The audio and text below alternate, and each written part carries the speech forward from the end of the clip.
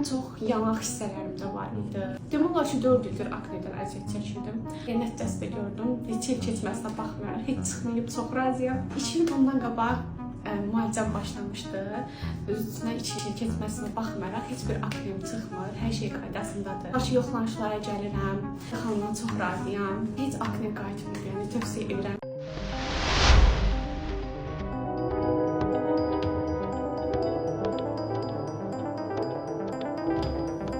Thank you.